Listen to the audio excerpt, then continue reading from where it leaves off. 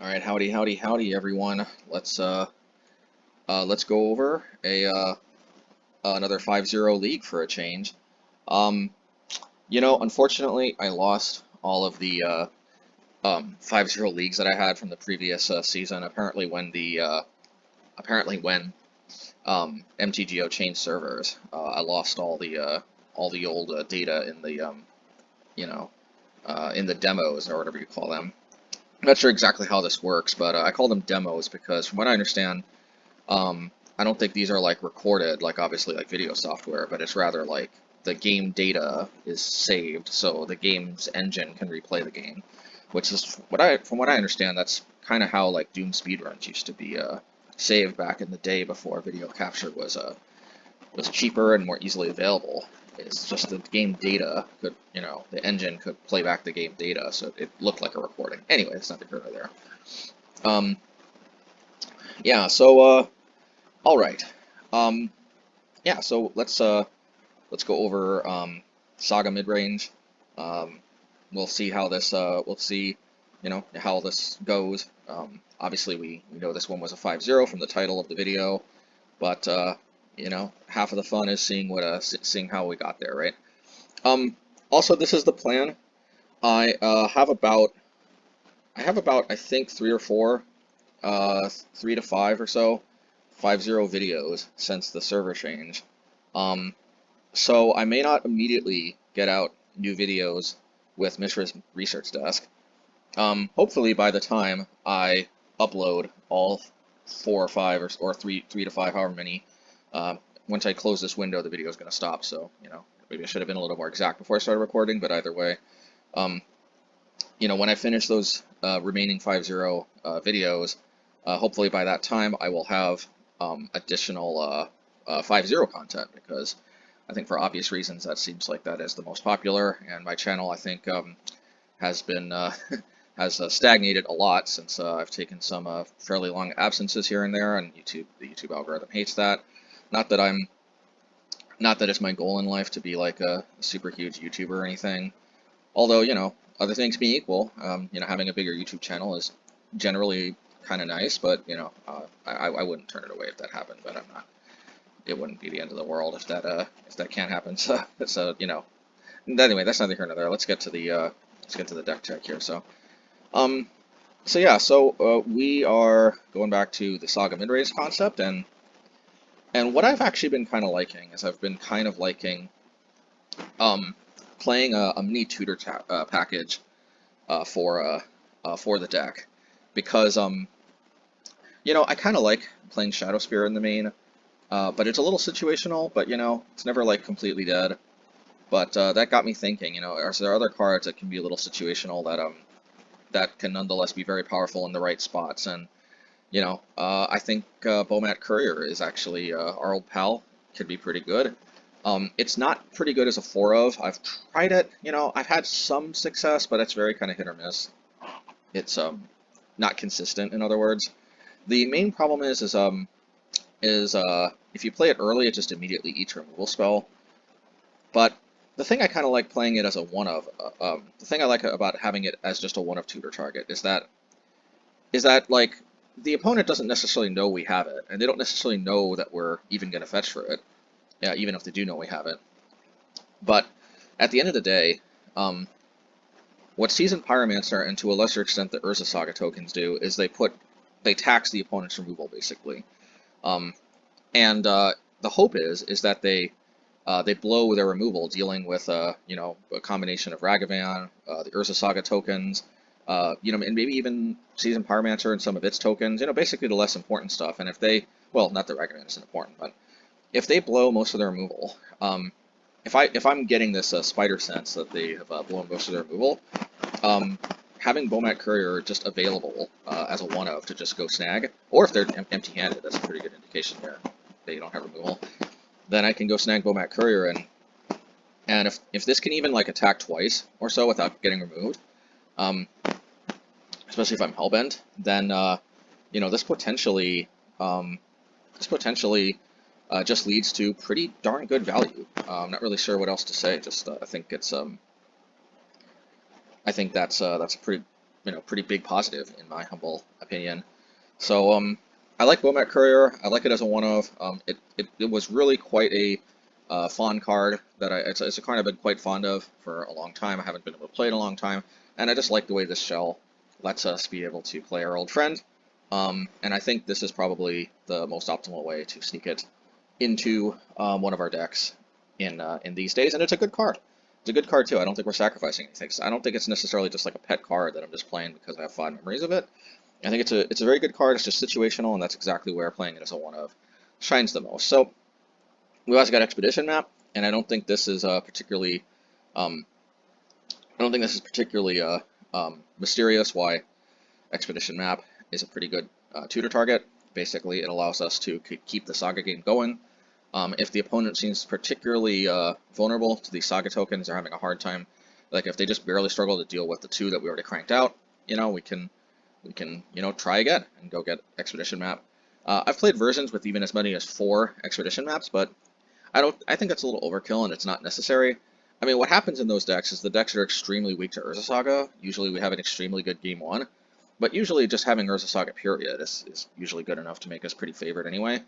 But the main problem is once they start bringing in Urza Saga hate, like the Expedition Maps are just not very good, or they're just pretty subpar cards if they can't go fetch Urza Saga. I mean, yeah, we can go fetch, Den of the Bugbear, I guess, maybe even Sokenzan and get some tokens, but at the end of the day, I mean, in the versions that had 4 maps, I did play like 4 Forgotten Caves, so that at least this could be extremely overcosted cantrip, but I mean, paying a total of 4 mana, 1 mana to play map, 2 mana to crack it, and then 1 mana to cycle a Forgotten Cave, I mean, turning Expedition Map into a 4 mana cantrip, it's just not that great, needless to say.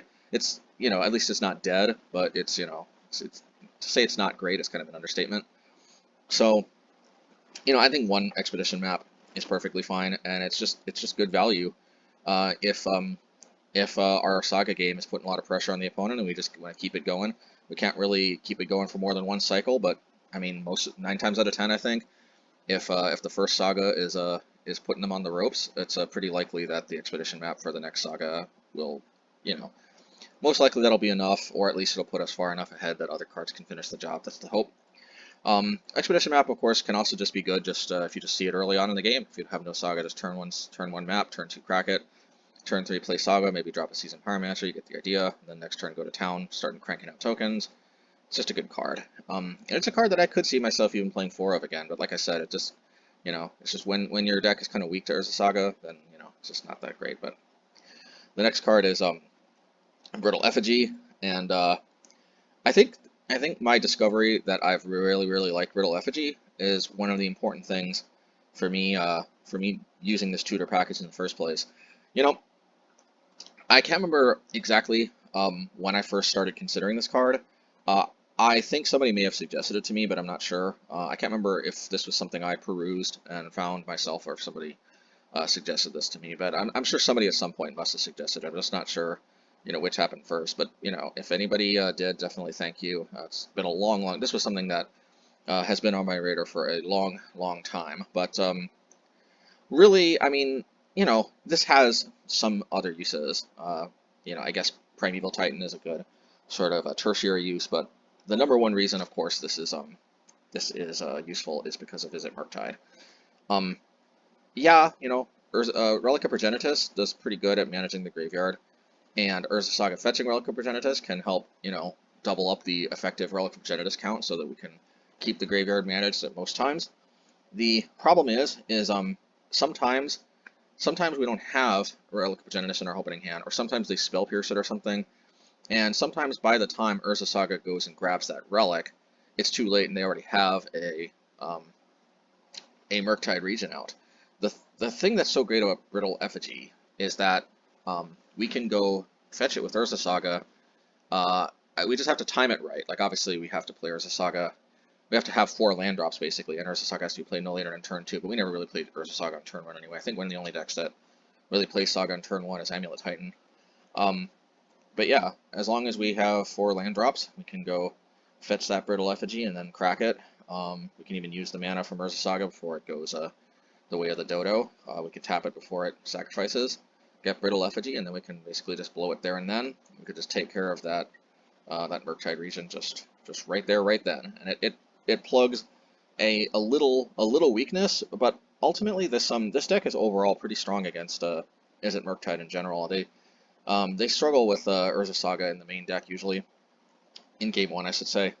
I don't think they usually play their dress downs in the main deck. They could, obviously cantrips, and it is an enchantment, so it boosts their delirium. But it's not an instant or sorcery, so it doesn't juice the Murktide. So, you know, there's pros and cons, but for the most part, they usually don't. And if they do, they usually don't play it in humongous numbers, which, you know, I guess is kind of standard operating procedure. So at the end of the day, Urza Saga has a fairly good chance of catching the Murktide players off guard in game one, and from game 2 and 3, well, I guess we don't really have that much more of we don't really sideboard that much more into game 2 and 3, but at the end of the day, it's not like things ever get that much better for them with Saga. Even if they dress down and kill the tokens, the fact that it can just go grab more relics just intrinsically helps keep those Murktides managed. That being said, you know, losing a few games here and there because they sneak a Murktide in between Saga coming down and grabbing a relic was always frustrating, and I've just found Brittle Effigy. It just helps plug a little bit of that hole and helps you know, make Murktide overall a pretty solidly. I don't want to say it's definitely not an 8-2 matchup. I'd say it's either a 6-4 or it's a 7-3 type matchup. That's probably a little bit overly optimistic to think it's 7-3, but you know, just having it a solidly yeah, maybe it is because I think any deck with sort of like eight graveyard effects, like I've been playing Lantern of the Lost and some of my other non-Saga versions, and I do feel like as long as I'm doing that, I think Murktide is a pretty solid 6-4 matchup or so. And of course, this deck doesn't play Lantern of the Lost as a 4-of, but Urza Saga kind of doubles up with the relics. So, and Brittle Effigy really maybe it's just like 6.5, you know, 6.5 to 3.5 type matchup. I don't know. I don't know. I think we're favored. How much exactly? I don't know. It's not like extremely. The deck's, you know, Murktide is still a strong deck, but you know, generally the kind of deck philosophy that I tend to follow is I try to hone and tune the decks usually to beat the fair matchups, and then usually I try to eye like powerful sideboard cards that can give me a fighting chance against the unfair matchups. I mean, just generally, at least in my mono red builds, I'm just generally going to always be usually at least a little bit of a dog to most of the unfair matchups. So what I just do is I want to at least I try to build my deck so that I feel fairly confident that if I rattle off a bunch of fair matchups, I got a pretty good chance of trophying, if that makes sense.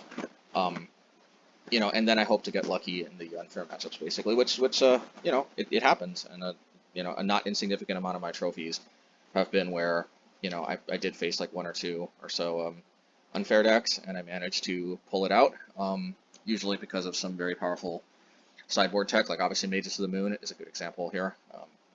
This is a little bit of Nombo with Urza Saga, but it's just kind of necessary against like Amulet Titan. But yeah, anyway, I guess let's get to the games. The rest of the deck is I think pretty standard for what we're used to. I am probably going to be replacing either Experimental Synthesizer or Seasoned Pyromancer with Mistress Research Desk when it comes out. Obviously the deck becomes super duper vulnerable to Chalice of the Void if we take out Seasoned Pyromancer, but the deck kind of already is if you think about it. But I don't know.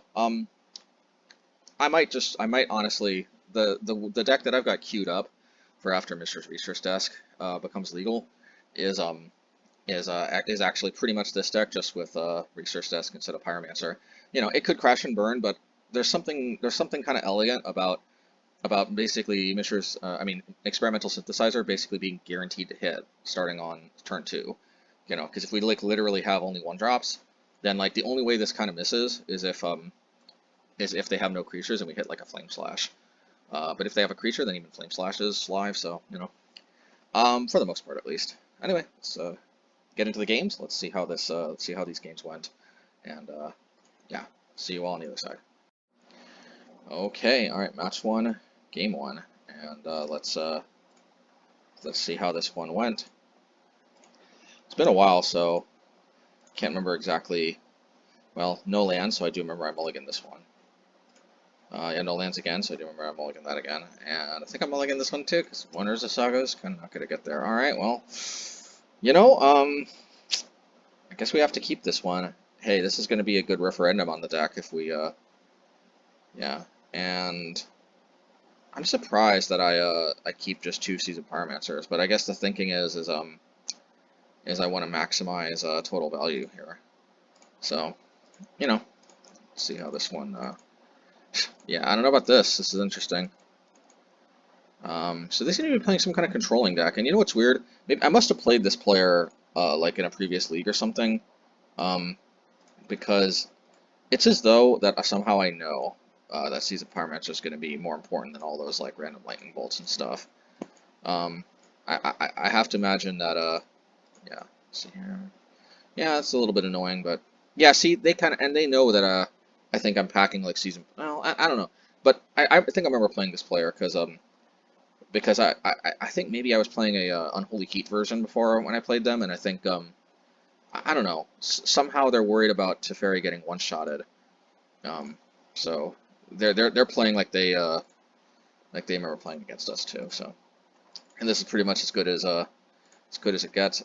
I don't think they were expecting Saga, that's for sure, because I think they would have preferred to either bounce Saga or bounce a token, if possible. Yeah, just do that, because more card advantage, the more likely we can win the control matchup.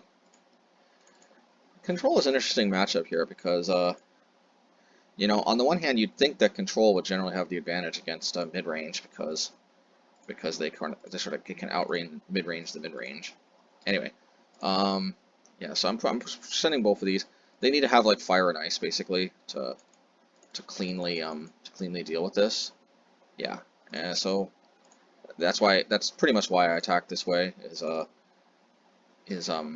The Seasoned Pyromancer had a bigger target on his back, and yeah, but like in my experience, a lot of times the deck just can grind so freaking fantastic that surprisingly I oftentimes outgrind the control deck, which is to say that's kind of surprising is an understatement, but I've just generally kind of I mean, I'm obviously getting lucky with the parade of Seasoned Pyromancers too, not gonna lie.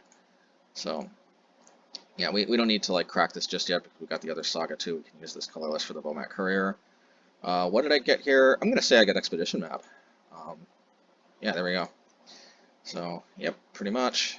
And let's get this going. I don't know why I didn't attack with Bomat Courier. That must have been a misclick. Oh no, I'm worried about who's it? Solitude. So yeah. No, they didn't have Solitude.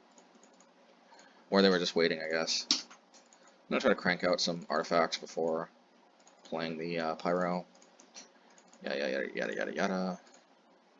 Ooh, Shadow of Doubt. Not used to that one. I think they're in a world of hurt though, even though they kind of got us a little bit there. They're kind of in a world of hurt. It's not entirely possible. I might have clicked through the last attack step, but anyway. Oh yeah, they're hurting. Putting the hurt on them. I guess we're gonna go for Ragavan, right? Yeah. So I do think they've got to have Solitude, but Galvanic Blast seems like a pretty good, you know. Yeah, I don't know why if they had that before, I don't know why they waited on this, but yeah, let's Galvanic that and yada bing, bada boom. Is that lethal? Pretty much. All right. Well, hey, obviously there was a method to the madness to me keeping like a double Seasoned Pyromancer hand and just 2 lands. I guess my thinking was if there's ever a card that's gonna, yeah, you know what? Actually, I don't know for sure if I played this player before, but the way they were playing and the way I was playing made me think that maybe I just finished the previous league playing against them, and somehow we both were anticipating certain things from each other. But I'm not 100% sure about that. What I am 100% sure about was my reasoning for keeping those 2 Pyromancers and the 2 lands was that, look, I mean, I got a 4-land hand, man. If the only way that I win this is just if the card advantage just snowballs like crazy, so I'm just like, well, 2 Seasoned Pyromancers are bust, man, and you know, hey, it got there. That's this is one of the few times that the mulligan to 4 gets there, but you know, I should have paid more attention though to them if they mulliganed. They don't seem like they're super heavy on the resources, but then again, they've had to use a lot of resources dealing with like Seasoned Pyromancer, which already gained the resources, so Like these Leyline bindings are almost kind of like non cards in a way. So I don't know. I don't know. They didn't seem like they were super high on the resources either. Anyway, let's see how it goes in the next game. And we are in game 2 of our first match. So Obosh, obviously we choose you. I don't know, man. It's another. I think I'm gonna have to keep this, just seeing how ridiculously mulligan prone I was last hand. But I think that was just insanely bad luck. You know, maybe I shouldn't be so. Yeah, let's let our Bugbears so we can actually capitalize on them coming into play untapped. Maybe this is flawed thinking, but it's my thinking nonetheless. I don't know if these artifacts are going to be super important, so I might even just discard them as Season Pyromancer. Let's see. For the ruins, yeah. Yeah, let's go. Counterspell, fine. So we can angle this so that we can just try to get there with the tokens. You know, not bad. We got the pirate. We got the Ragavan. I think I'm just gonna play that, and then I think I'm gonna put Obosh to hand. Just try to maximize my mana. Let's see. Oh, Spaghetti-O. This can be a little bit scary. So I think the plan is gonna be, if I remember, I can't remember what my plan is. I think I just attack with Ragavan. Yeah, just attack with Ragavan. Just keep it simple, keep it sweet. This way we can try to lead off with the lightning bolt. Ha ha ha. I think okay. I would have countered if I were them, but you know, maybe they didn't have it. Guess we Silverbluff it. And yeah, you know, we just had to get that off the table, really. Like that's the #1 way they beat us, is Teferi goes hog wild. You know what I mean? All right, so temporary lockdown, man. I like this card. I think I was like, dang, man, you know, sweet card. And they're like, oh yeah. I don't know why I don't see this more often. I guess it's just more of a control type card. But dang, this is good at dealing with the tokens. Each non-land permanent. I guess it's symmetrical. It's a great control card, I think. Anyway, let's see. Yeah, I had no idea the card existed. I think we'll Silverbluff it, and I think instead of just running Obosh into a counterspell, I think we'll start putting pressure on in using our uncounterable Pyromancer token. This is one of the main reasons, man. I just can't get past Season Pyromancer. It's just too critical, and I think I just will run out Obosh now. What is my thinking here? What profits me to just Oh no, I know what I'm gonna do. I'm gonna be going for Blast Zone on the temporary lockdown. That's what it is. I don't know. That could be flawed thinking, but I'm pretty sure my thinking is I'm trying to ratchet the ratchet bomb up for lockdown. Yeah, pretty much is what my plan is. I think I'm gonna go for the map. We can go for Saga. Yeah, pretty cool stuff. Pretty cool stuff, and then I can end a turn Blast Zone on the lockdown. Yeah, they keep filtering their top cards, which there's value to that, but it's not card advantage per se. Okay, you know, they'd ferry that. But then I kind of get mega value with the Blast Zone, if I do say so myself. I didn't wait until end of turn, so they could have played another Teferi, but that was a little tiny mistake on my part. Thankfully, they didn't. They weren't able to capitalize. We'll play another Urza Saga. Yeah, we can Golf Blast that, I think. Not bad. Let's go. There's the Saga. I guess I jam the Obosh while I can. Even though I miss out on the artifact token, just being able to jam the Obosh seemed pretty good. But you know, alas, I guess this works. I'll take it. Not sure what my logic with Relic was. Oh, because I think I expected. You know, like it's funny when you go back to the 5-0 leagues. I think you can kind of notice that you're definitely playing at your top game, and like so you got to keep this in mind. This is a good learning lesson for me. Not that like you always play perfect. You're gonna see mistakes when you go back to the 5-0 leagues too. It's not like you have to play completely perfect to get a 5-0, but I will tell you it helps. And I know what I was thinking at the time, and I'm not sure if I would have thought this right now. It's a little bit early in the morning. Maybe there's something to be said about playing a little bit kind of like early in the evening, kind of like I think that's usually my best time, or something like that. Not necessarily first thing in the morning, maybe. But yeah, because my thinking is they've got what do you call it? They've got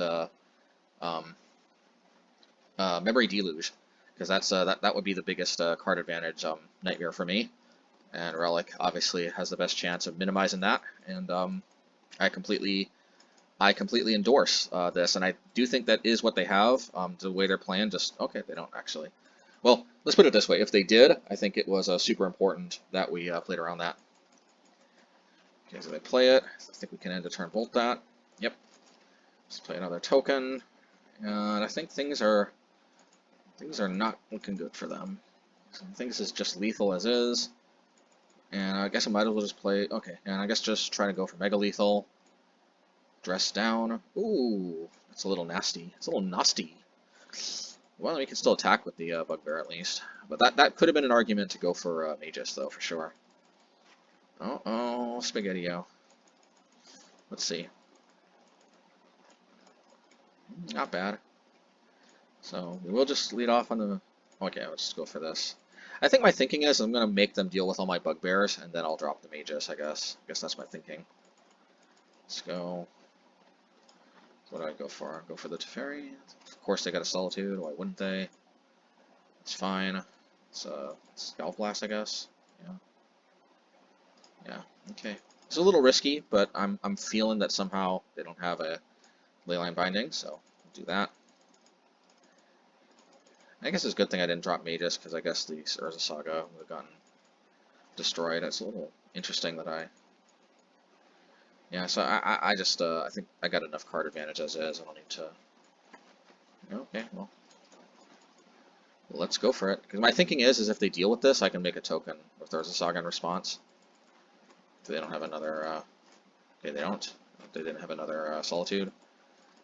I think that was better. But my thinking, I feel like it definitely was. I definitely was kind of, you know. Thinking more clearly at the time, because I do agree with this. I like that thinking that when I attack with the Bugbear, if they deal with it before it attacks, I make a Saga token in response. I think that was a great management of my mana. You know, I don't want to pat myself on the back too much, but you know, obviously, you know, at first, you know, the thing is these gameplay decisions. Oh yeah, and then I guess when they're down to 2, I just Ramunap Ruins. I think it was a little mistake for them to fetch and just go down to 2, but that is one of the nice things about Ramunap Ruins. But yeah, well, hey, you know, mulligan to 4, and we still take it. Sometimes you just know you're in for a 5-0 league when stuff like that happens. So that's part of the explanation here on the first one. All right, let's see. Let's go on to the next match. Okie dokie, match 2. What can I say to you? What is going on? So, still got the Saga stuff going on. I think I will keep this hand. It's got removal. It's got Synthesizer. Urza Saga is. I don't understand why it's not moving. Oh, because I guess. Yeah. Oh, what happened here? I think I skipped my first turn by accident. That sucks. And obviously, I'm just doing the replay. Talk about not being very sharp. That sucks. I hate when that happens. But the opponent didn't do anything either. What's going on here? What is going on? This is not how the game went. I wonder if this is like glitched or something. Okay. This is not how I remember the game going, but alright, interesting stuff. Okay, you know, match 2, game 2.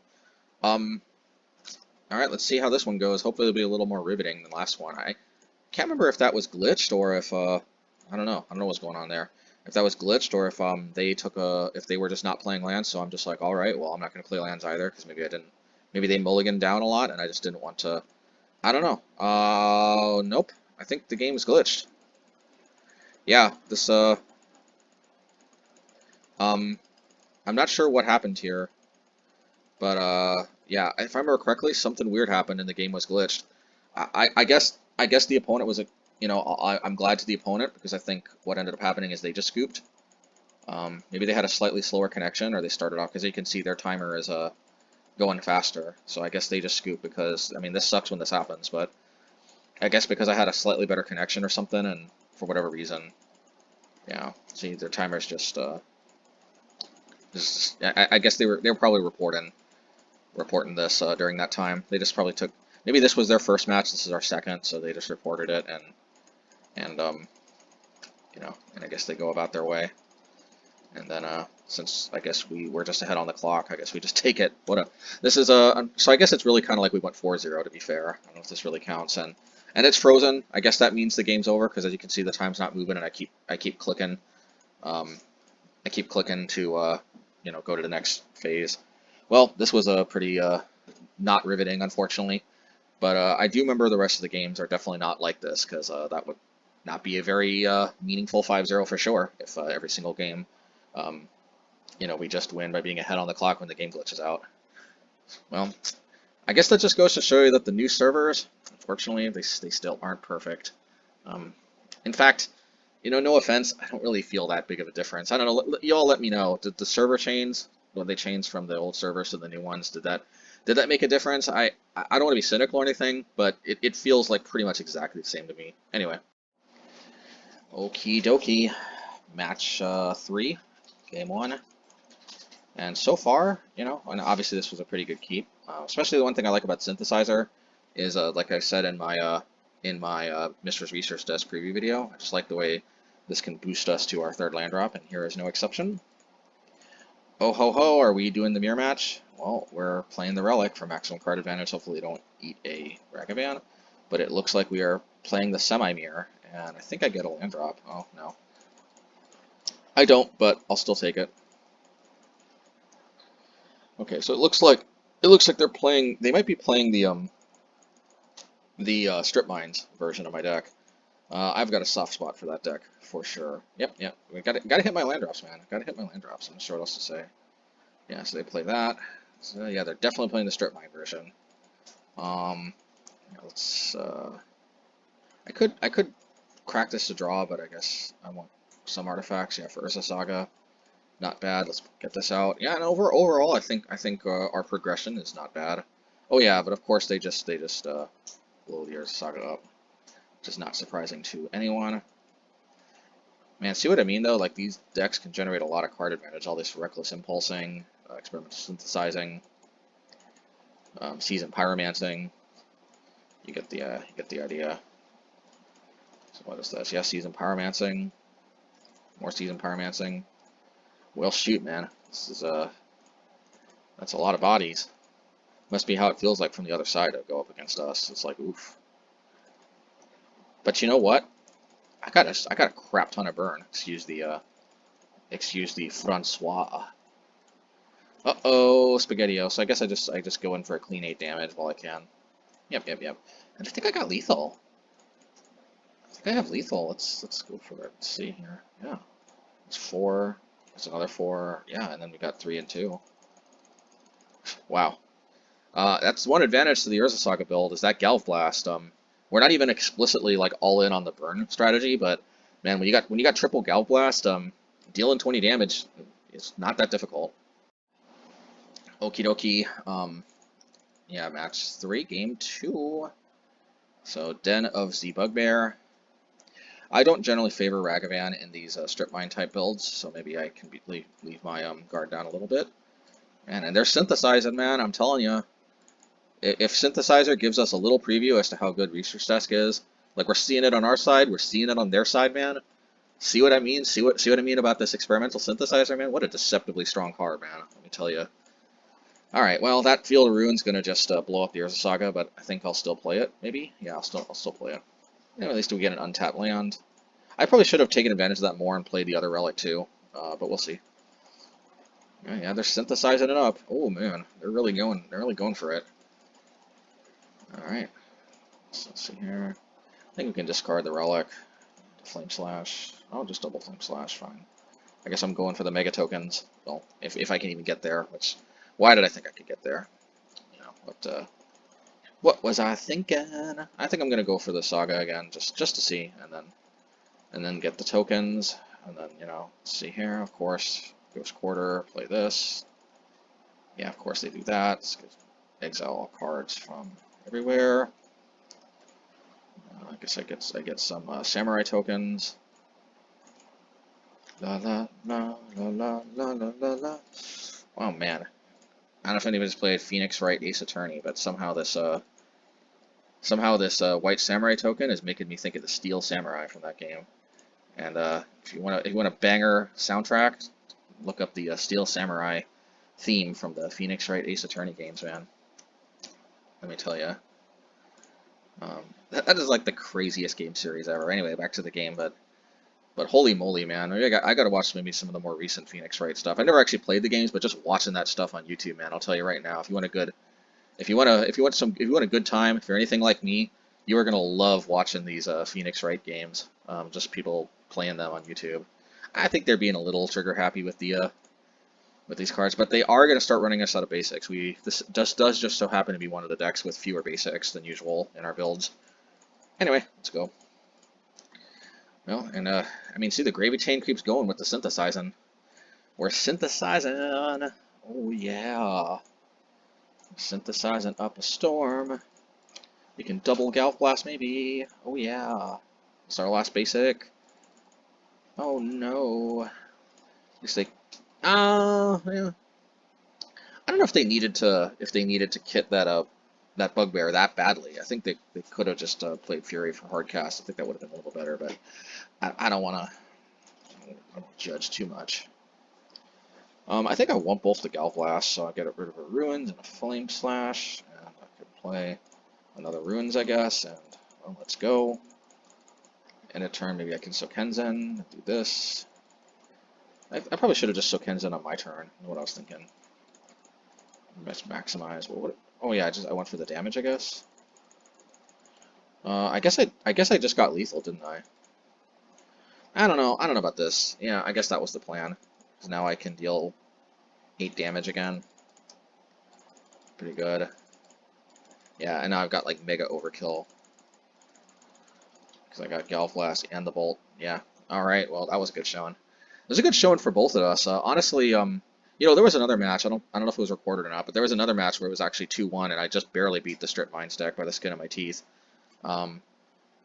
This does show one of the weaknesses in a way, though, of the Reckless Impulse combined with Experimental Synthesizer, because it just felt like they were spinning their wheels just a little too much, and that is a feeling that I've had myself playing with these types of decks too a little bit. I don't know that that's incorrect to play them both, but this is one of the things that gives me pause about the Research Desk plus Synthesizer combo, is just like Reckless Impulse is you know, if you're spinning your wheels too much, just kind of chaining these draw spells together and not actually getting on board, getting threats on the board and stuff, then you do run the risk of getting burned out or other things happening that kind of steal the game from underneath you while you're busy spinning your wheels, so to speak. But it's not like there's something to be said though about digging deep in your deck anyway. But anyway, let's go to the next one. Okay, match 4, game 1, and I think we had the clean 3-0-6-0 sweep. That's if that's not somewhat of a decent referendum on the old Urza Saga variant, I don't know what is. And it looks like we're up against some type of Death Shadow, I'm guessing. I was gonna say Living End at first, but usually they don't play black. But you never know. You never know. Oh, I guess well, that's definitely not Living End. Let's see what they got. Let's see what they're working with. Oh, they counter their own Thoughtseize. Yeah, well, you know, let's get this one out. Yeah, and that's going to be pretty good insurance against the Murktide Regent. I got a feeling they've got Murktide Regent somewhere in their deck. Yeah, so try to go for the Pyromancer. I'm sure they're going to counter it. Okay, I think they do. Okay, there we go. Let's try to Flame Slash. See how that one goes. Stubbity. That is Stubbity me. Oh, Stubbity me. I hate it when that happens. You know, but it is what it is. Oh, there we go. And it's a Brittle Effigy to the rescue. Boogerman to the rescue. Because I think that's what he said in the Clay Fighter games. Excuse me. Excuse-moi. Yeah, so we are gonna tank 6 damage. But here's the plan. And you know, in retrospect, clearly I should have played the Pyrite Spellbomb. I think here's my thinking. I think I want them to take. But obviously it's kind of a mistake. I think if I wanted them, I think if I wanted them to take, ironically, I should have played the Spellbomb. But yeah, so see, I should have just played the Spellbomb because then it would have just traded without me having to use the burn spell.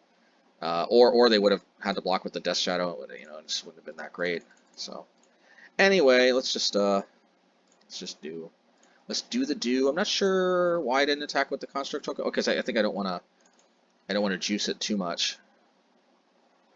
So 6/6. I guess I can play Dismember, right? Yeah, I guess I can. I mean, seems like not bad. And I guess I can crack Expedition Map in a turn. We'll get Urza Saga. I mean, you see how just like I mean, I guess it turned out I didn't need it, but in an alternate universe, that Brittle Effigy, this Brittle Effigy could have saved my butt against Murktide. I guess I'll just let that happen, and then I'll go bam, and then I'll go bam with the Ragavan, bam bam Ragavan. I'm just not so worried about a Murktide. I guess we don't. I guess that alternate universe is this universe. Look at Brittle Effigy go. Go Brittle Effigy. I guess I'm making a token before. They don't have red, so I don't think I'm particularly worried about reach. Let's see if I can just go Brittle Effigy. La la la la la. See, the lack of reach is always something you got to be worried about.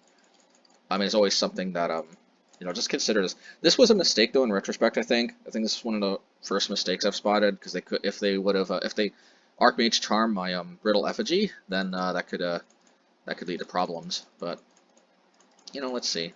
Yeah, I guess I just wanted to unlock the achievement of just winning with the Brittle Effigy just sitting there. Because I just want to show you all that it you know, that it helps, but I don't need it. I don't know why I want to show you all that, but I don't know. It's probably just a mistake. Anyway, let's go to the next. Okay, match 4, game 2. Let's Obosh, I choose you. Well, maybe this will be the first game where we see if we can rack up the Bomat. I got a feeling this is going to eat a Fatal Push. It did not, interestingly enough. There's no way this doesn't eat our removal spell soon, I think. Because, I mean, like Ragavan, you would think they have the ability to deal with an early creature.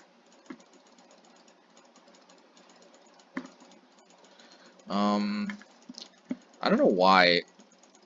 Okay, did they just concede here? So it looks to me like, I mean, the timer stopped, and I am and I kept pressing like go forward, and now I just have the button on play. But I can only imagine that, I don't know, either they timed out, maybe they left somewhere and didn't come back in time, or they conceded because maybe they got mana screwed. I don't know why they didn't. You know what happens sometimes? Sometimes the when they concede, the demo player stops right before. So what I have to imagine happened is they considered, they probably put something to the bottom to try to draw a land. They probably did not draw a land on their turn, and they just conceded out of frustration, which is not, you know, I don't want to, no shade or anything. It's, I'm not gonna lie and say I've never done that. You know, it's especially last game, I'm sure that was not a pleasant experience. It just didn't break their way. I'm sure their deck obviously could have done better. So that's what I think happened. But I'm continuing to try to go to the next part, and it's just not happening. So I wish the demo player made it a little more obvious what happened, but I'm 9 out of 10.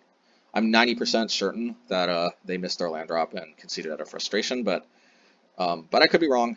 All I know is somehow, either because they timed out or because they conceded, the game ended here. And well, you know, not the most riveting, but hey, a win's a win, right? All right, match 5, and we are in the win and in for the 5-0. Match 5, game 1. I think we'll lead off on the Relic, because why not? And it looks like we're, I was going to say another control deck, but Windswept Heave is not exactly the kind of control type card. Oh, there we go. It does seem to be control again. Yeah, we missed our land drop, but it is what it is. Experimental Synthesizer pushed us closer, that's for sure. Okay, it looks like we are playing against the fabled Omnath deck, post Urion banning. So they are countering our Expedition Map, which does make sense. I get behind that. I don't like the way Ren 6 is kind of going hog wild. You know, making sure they never miss a land drop again, but it is what it is. There's the Omnath. Thankfully, we got a gazillion Flame Slashes. What did they just take? They took the Brittle Effigy, so that's what it is. Flame Slash. I don't know why, plus cancel. There we go. Yeah, we had to take care of the Ren 6 before it went completely crazy, just down. It's not too bad because we actually have the other Season Pyromancer anyway. JC. Alright, let's go after the chase. I'll play that, I guess. Why not? I'm surprised I didn't play the Pyromancer. That's what my thinking was. Oh yeah, my thinking is I wanted to hold on to the Flame Slash. I think that was good thinking. This is going to be a slog, man, because even without Urion, they still have a lot of card advantage potential. But the Saga version is one of the versions I think that is best able to, yeah, just get rid of that chase while we can. Bounce that. Omnath. Let's see. Play Pyromancer. You know, I'm surprised I was able to do this, but oh man. And then I guess Ren 6 ultimates. But you know, if I remember correctly, I might be able to win through this somehow. Don't ask me how. Let me tell you, if this isn't the definition of craziness, I don't know what is. And I don't know why I didn't attack with Bomat Courier. They conceded. Oh, I know why, because look at their... Ooh, shoot. Ooh. Alright, sorry, give me a second. I think my bird pooped. Okay, match 5. Well, I think they conceded the last one like I was getting at because I think they just need to play faster because even though they ultimated the Ren, just the time was just slipping through their fingers. I mean, like, but winning 2 games in like 10 minutes with the Omnath deck seems. Oh, and you know, this is an introduction to that weakness of Silverbluff Bridge. I didn't realize you can totally bounce that with Teferi. So got to keep that in mind. Well, you can do that, and that is not bad if I say so myself. Okay, well, they're going for it. Thankfully, I got the Flame Slash. Thankfully, I've got the Ragavan. Thankfully, I can finish it off with Pyrite Spellbomb. So, you know, actually not looking bad. Maybe I can just take it without even having to rely on the timeout. Without Urion, my ability to outgrind this deck is better than ever. Honestly, I was already starting to, not consistently, but I was like getting to where I was almost, I think, 50-50 and actually being able to outgrind the Omnath deck. Especially if I was playing a Saga deck. And without Urion, I think we actually legitimately outgrind them majority of the time. We might actually be solidly favored. Excuse me, excuse the bird, but I think you know, some people say Urion wasn't necessary because it only really made a difference in the mirror, but I think we might be one of the few non-mirror match Omnath type decks that actually benefits hugely from Urion being banned, because we are, I think, one of the few decks that that the grind ability is you know, is fairly close in ability to the 2 decks, and Urion was what made the difference for them. Without Urion, I think we actually have the grinding edge. With Urion, they definitely did, but without, I think we might. So I think our deck, ironically, becomes the biggest benefactor of the Urion ban. Man, this is dicey. I think we still managed to pull this out though. Bam, bam. Pyrite Spellbomb. Hit that. Yeah, do that. Now we hit that. We might be able to do this, man. We might be able to do this. Oh no, counterspell. I should have played the Relic, and then I should have attacked the Ren. No, I shouldn't have attacked the Ren. Just block. And yeah, because I play another Omnath. Bam, bam, bam. Okay, let's do this again. I guess. Oof, we're living life on the edge, folks. We're living life on the edge, but we're not down and out yet. We have to do something. Oh, yeah, okay. If this actually gets through, oh sweet! I actually sniped off the Ren 6 with the Bugbear, because that Ren 6, you know, could have down ticked twice and killed us. What are they gonna do? Oh man, this is where Bomat Courier might really show its worth here. Expressive Iteration ×2. And if they took out their Lightning Bolts, I don't know why they would, but if they took out their Lightning Bolts, maybe they just deck. That's another thing too, is without Omnath, without actually the 80 cards that come along with Omnath, I think their ability to deck goes way up too. which for most matchups is going to be a non-issue. But I think we're one of the few matchups where we can kind of match them for the most part, kind of tit for tat, and then I think they deck. If they don't like actually just break through our ridiculous cornucopia of bodies with Seasoned Pyromancers and Urza Sagas and all this, you know, nonsense gumming up the board, unless they get like their Emrakul from the top of their deck or something, because you know Relic can help deal with Ulvenwald, you know, going and fetching it if we can crack Relic in response. So unless they can like top deck their Emrakul, which I guess if they're coming close to decking, if they play their Emrakul, they will sooner or later. But if they just don't play Emrakul, then if they play Emrakul, then you know that is definitely a good thing for them. But if they don't, then honestly, I think this, I don't want to say it's impossible for them, but I think this becomes an incredibly bad matchup for them because honestly, it's kind of hard to see how they break through our. I mean, just the sheer amount of ridiculous nonsense bodies we're spewing out on the battlefield is almost disgusting. I'm sorry to say. Like, how do they get past like just all these bodies just getting vomited out on the battlefield? It's like absolutely, it's like disgusting, man. Like, and they got to do this before they draw 14 cards. I don't know if that's gonna happen, man. I don't know if that's gonna happen. So get rid of the Ren and play the Urza Saga. Yeah. Like, yeah, the sheer amount of bodies that are just like, I mean, and we got the experimental synthesizers too that just keep doing their thing. It's just, ugh, just absolutely. I mean, I hate to keep using the word, but it's like it's disgusting, man. Look at this. So many bodies just going blah blah blah blah blah all over the battlefield. They got to get through all this stuff. They must have taken out their lightning bolts though, because I don't know. I don't know where they're 11 cards deep into the deck, and there's no lightning bolts. I'm sure they're regretting that now. I'm regretting not having Shadowspear. If I think I took out my Shadowspear, because that's like the only way I would think we lose this right now is getting burned out or the Emrakul. I'm not sure what we do about that, but man, I think they've got a problem here because let's think about this logically. 1, 2, 3, 4, 5, 6, 7, 8. I've got a feeling that they've run out of fetchable lands, and they've only got 8 actual lands that can produce colored sources. You know what I mean? So like, I'm not even sure they can cast Emrakul. This might be another casualty to playing 80 cards.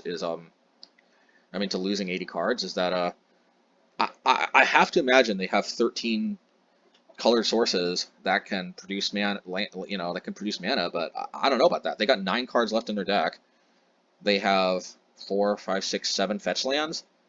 I mean, I have to imagine, I don't know, but maybe they just didn't want to thin their deck and deck sooner, but like, maybe not, you know, I mean, maybe they have like maybe they have 12 fetch lands and 12 regular lands. Yeah, if you think about it, they love to play fetch lands because of Omnath. I don't know.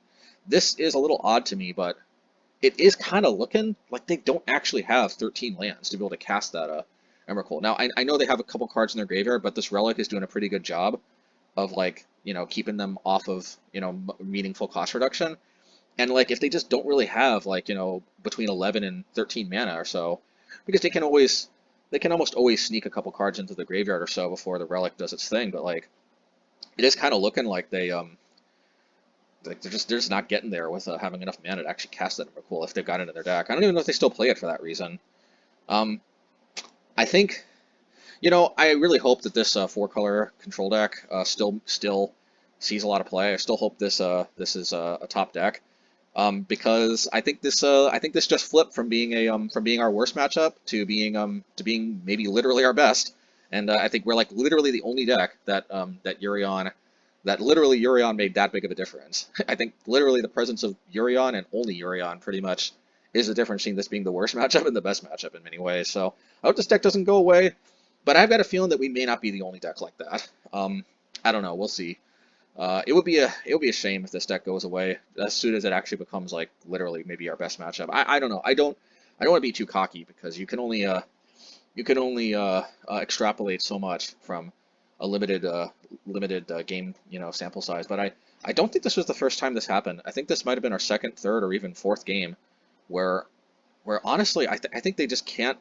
They just weren't able to get past our defenses. Like we just spew so many bodies out in the battlefield.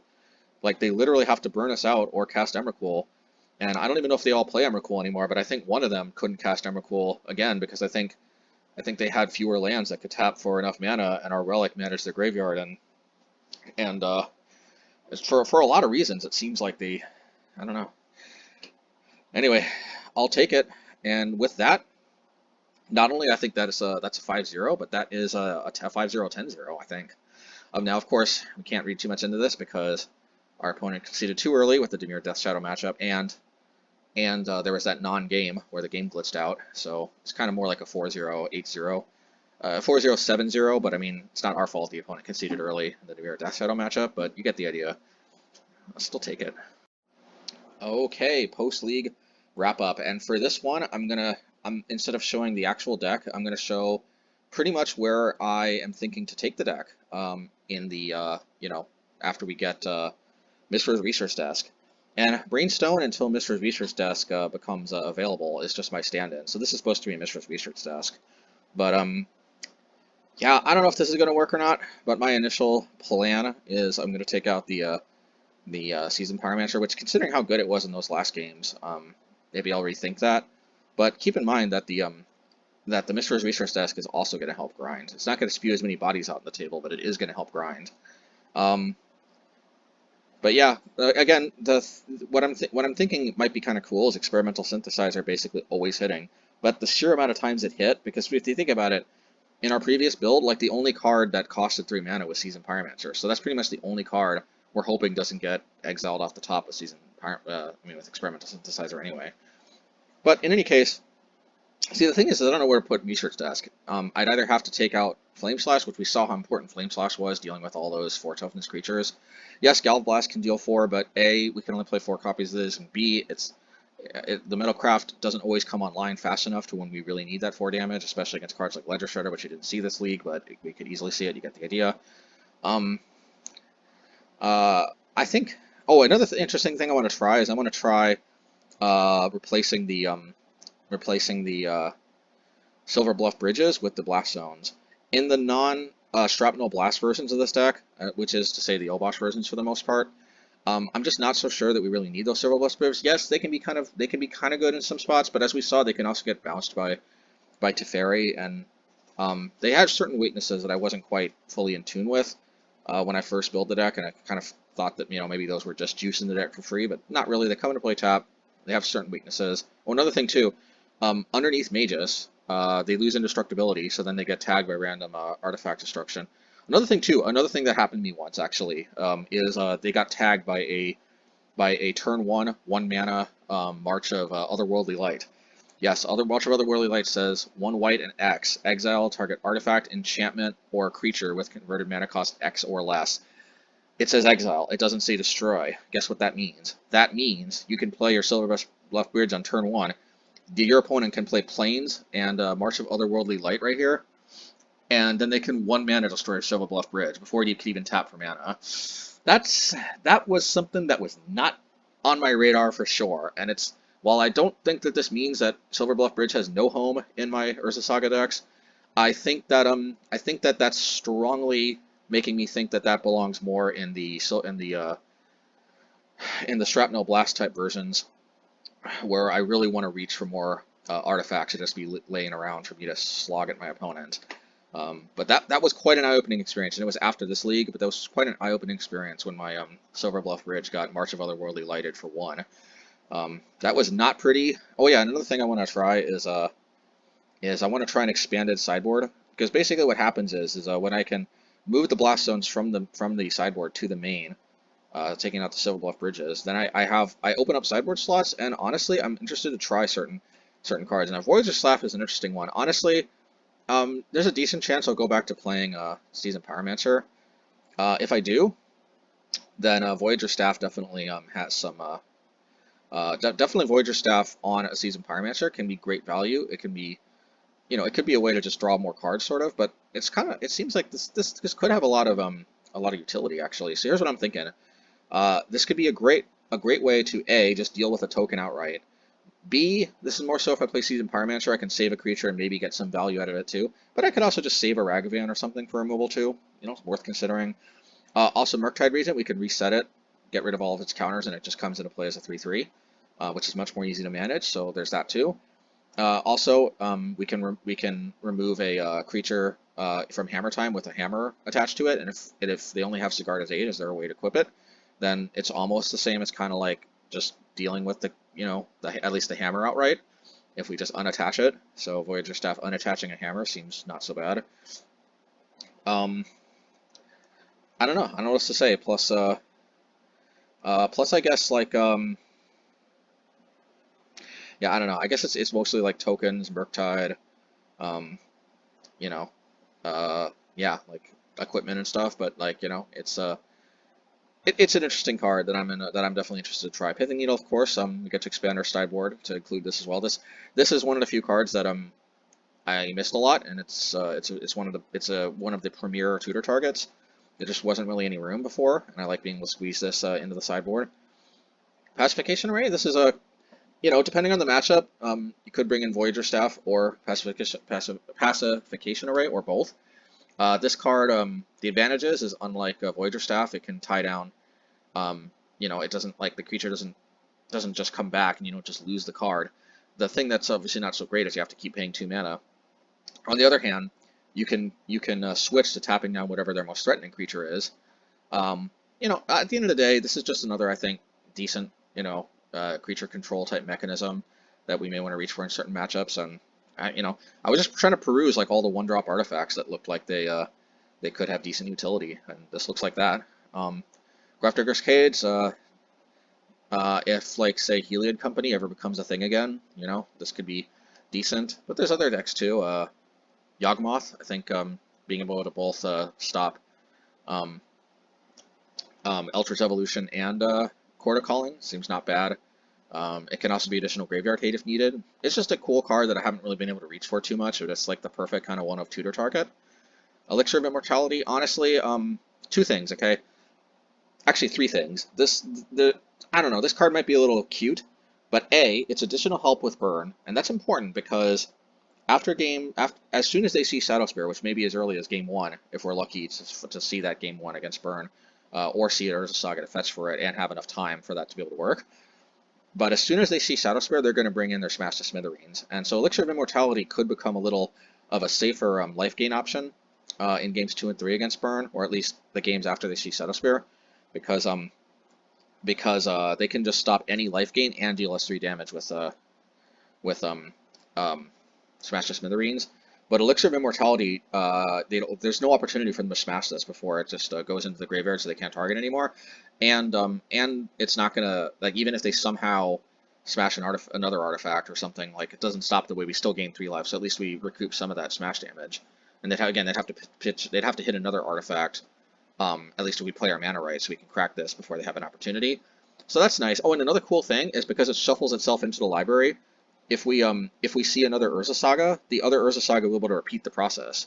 So like against burn, we can fetch this, gain 5 life, shuffle it into our library, and then if we play another Urza Saga, if we survive long enough, we can do it again.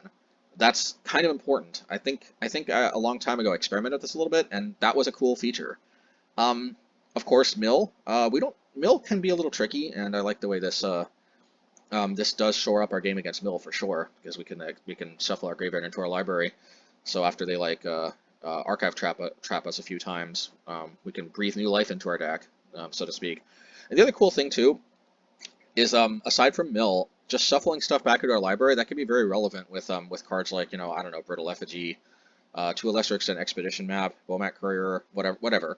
Especially with our 1-ofs, but to some extent even our 4-ofs, like we could run out of or even Pyrite Spellbomb, but we can run out of cards that we want to fetch with Urza Saga, especially if the game goes long.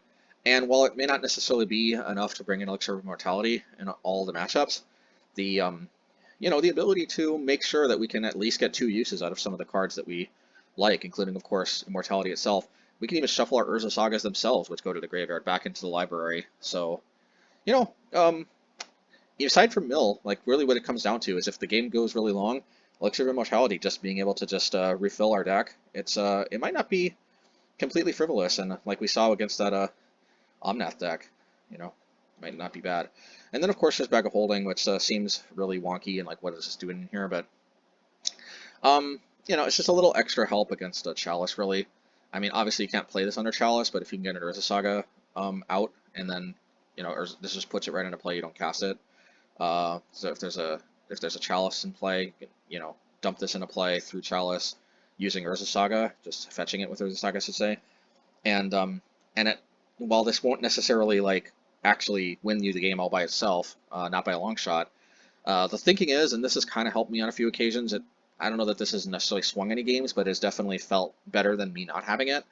Is against these Chalice games, like if I don't have Shattering Spree, I guess what this does is it just helps me. It just helps ditch all these 1-drops I can't cast anyway under Chalice, while searching for my Shattering Sprees.